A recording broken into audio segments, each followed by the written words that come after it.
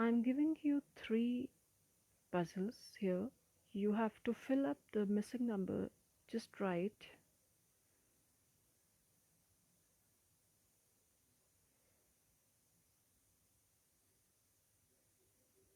Yes, so what would be the number in the first blank? Yeah, right, it would be 10 because these numbers are separated by a difference of 2. What about the second one? Yes, you got it right. These are the squares of the numbers 1 onwards, and that way 4 is square of 2, 9 is square of 3, and 16 is square of 4.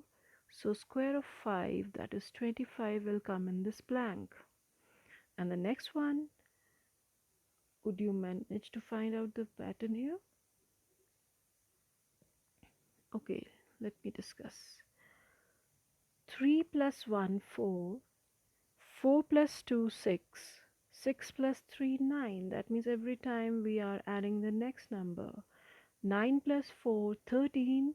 And 13 plus 5, 18 will come in this blank. So you may be wondering why I discussed all those puzzles. Because that brings us to our today's topic, that is arithmetic progression. So what is an arithmetic progression? We saw that there were certain patterns followed in those three puzzles. So arithmetic progression is also a kind of a sequence in which a particular type of pattern is followed. And what is that pattern? That the sequence in which the next number can be obtained by adding a constant to the particular number. So let's try to understand this with the help of some examples. I'm putting up here three examples. So let us see what's there in these. If you look at the first example, repeatedly the number 2 is added here. In the second example, what is the number? Yes, it's 1. Minus 5 plus 1 is minus 4. Minus 3 plus 1 is minus 2, and so on. And in the third one, the number which is being repeatedly added is 3. Now, so you can see that in all of them, a constant is being repeatedly added. So such sequences are called AP, or arithmetic progressions. Now, arithmetic progressions or AP are of two types. The first one is the number of terms is not finite. We can keep on finding next term and there's no end to it. So they are called infinite APs.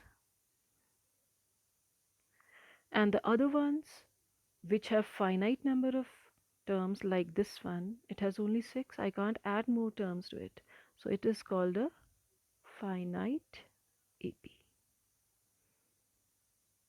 Okay, next we have certain terms which are related to AP.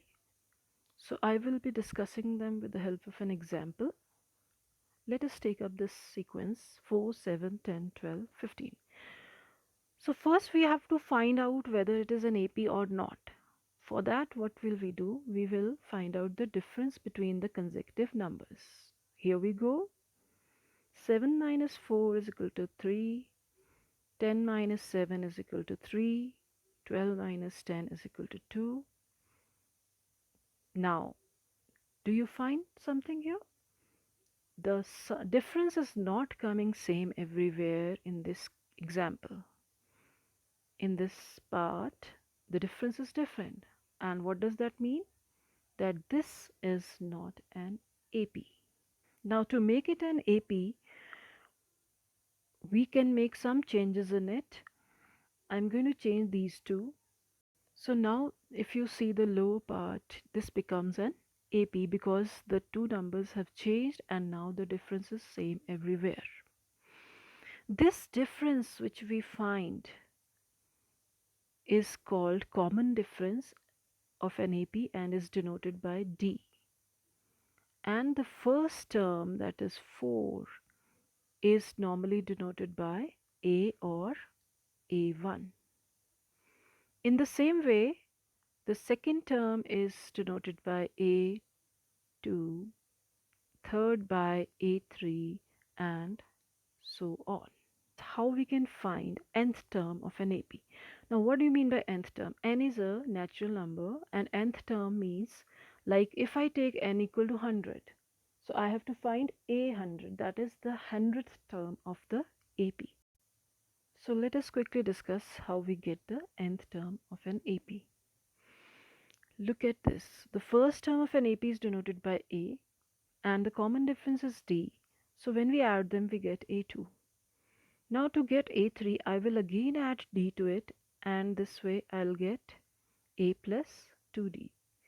For finding A4, I will repeat the process, and this way I'll get A plus 3D.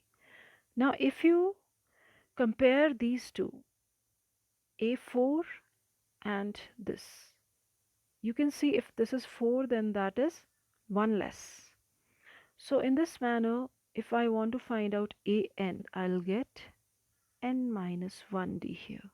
So this way we get the formula of nth term. An is equal to A plus n minus 1 into D.